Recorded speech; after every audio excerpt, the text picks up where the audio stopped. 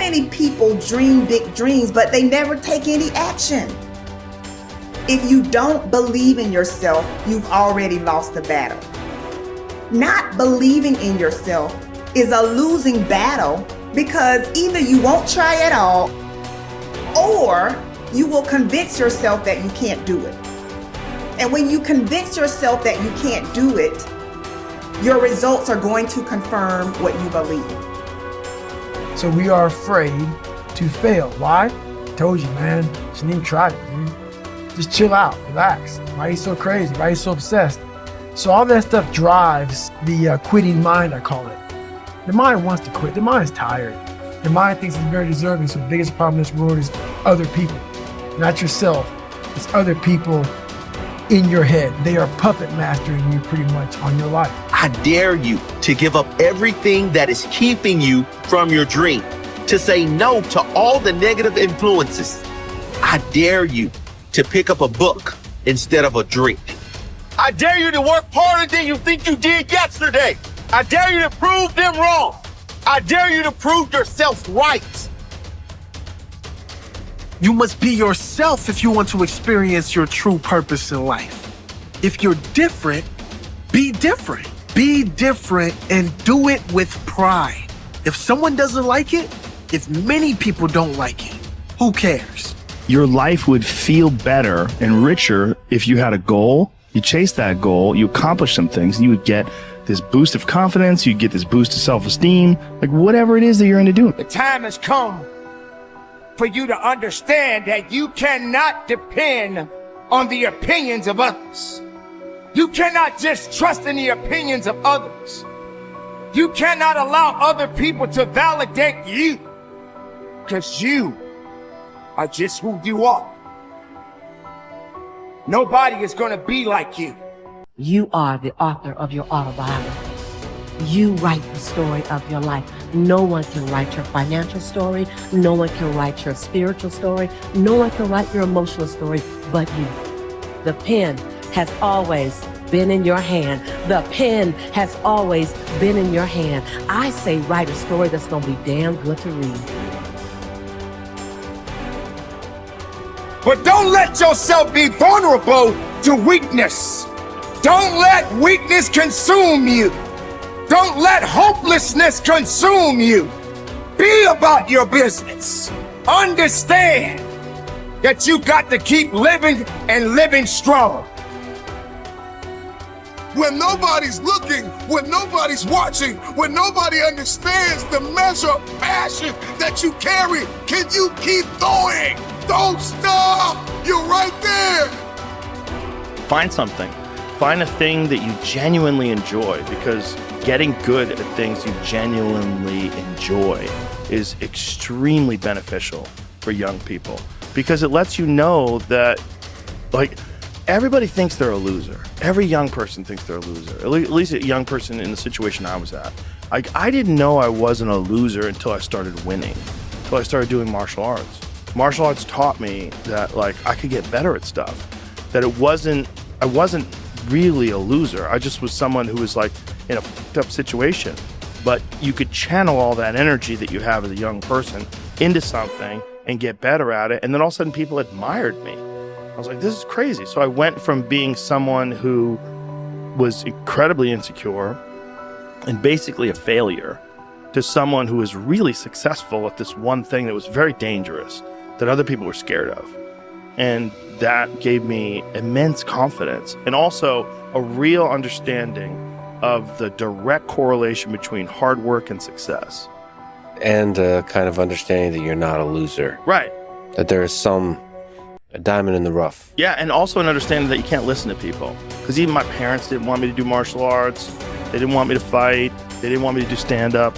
There's like, you have to understand, like, who you are, and then in the face of other people's either criticism or, you know, lack of faith in your ability to succeed, you push through, and there's great benefit in that. And then you realize that you can kind of apply that to other things in life. You can apply that to critics, you can apply that to social media commentators, you can apply that to a lot of things. I don't think people are happy if they don't have puzzles and complex tasks and things that are interesting to them, whether it's an art project or whether it's learning something completely new like stand-up comedy. Like, doing things that are difficult is it's as much of a nourishment of the mind as food is a nourishment of the body. I think you need things that are puzzling to you, where you have to find your own human potential in the difficulty of the task and work your way through things. At least for me. For me, I mean, I can only speak for me because I'm the only life that I've ever lived that I'm aware of. And in my life, that has been 100% constant. I am a very happy person, and I have never had a moment where I'm not doing difficult. Yeah. Ever. What I realized is, for me to become the man I wanted to become, I saw myself as the weakest person God ever created. But I never blamed God for anything he did to me.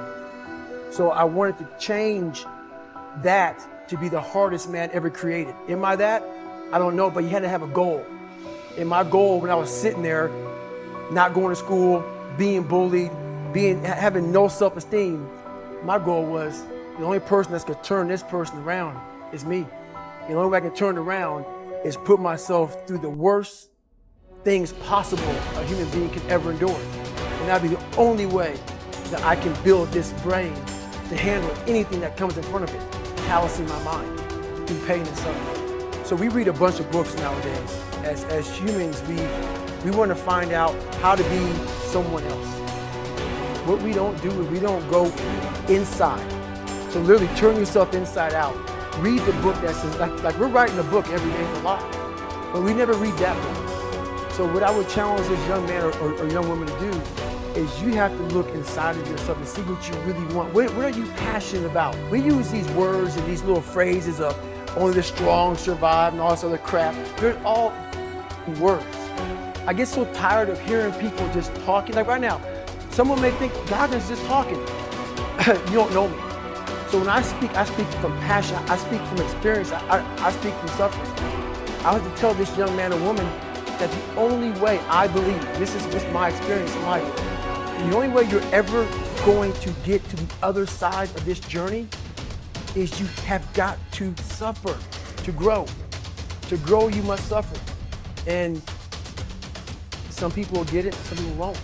But they have to see what their journey is to start their journey. Several people live to be 100 years old, and they have great lives, and they have great kids. Their kids go to college and all sorts of stuff. But somewhere in their life, there was a point where they had a decision to make. They can go left or right on this path. Left was the easy route. Right was the hard route. A lot of people take the easy route. And they had a good life that way, but the better life was going to the right side. And you may have 20 years of pain and suffering to get past it, but a lot of us die never truly starting our journey. And I would tell this young person, you gotta start your journey. It may suck, but it will come out the other side where you're coasting. Study the values you admire. You learn values by studying them closely. The law of concentration says that whatever you dwell upon grows and increases in your life. What this means is that when you study and read stories about men and women who demonstrated the kind of values that you admire and respect, and then think about those stories and that behavior, those values sink ever deeper into your mind.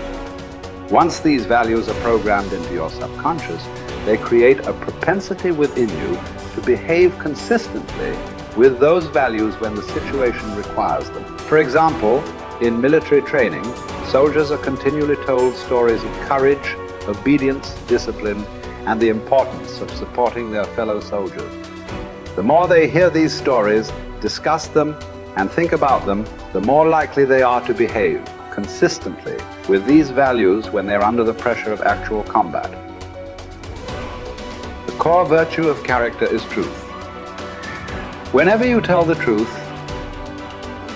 however inconvenient it may be at the time, you feel better about yourself and you earn the respect of the people around you. One of the highest accolades you can pay another person is to say that he or she always tells the truth. Emulate the people you most admire.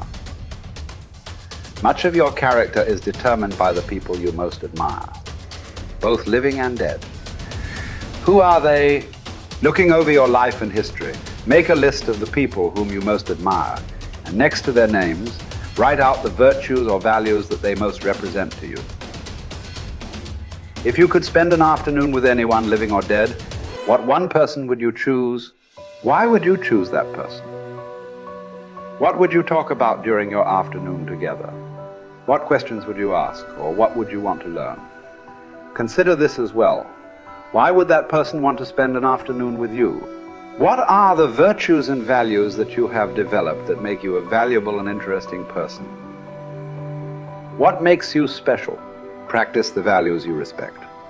You develop values by practicing them whenever they are called for. As the Roman Stoic philosopher Epictetus said, circumstances do not make the man. They merely reveal him to himself. When a problem occurs, people tend to react automatically based on the highest values that they have developed up to that moment. We develop values by repetition, by behaving consistently with a particular value over and over again until it becomes a habit and locks in so that we come to practice it automatically. Men and women with highly developed characters behave in a manner consistent with their highest values, and they do so without thought or hesitation. There is no question in their minds about whether or not they are doing the right thing.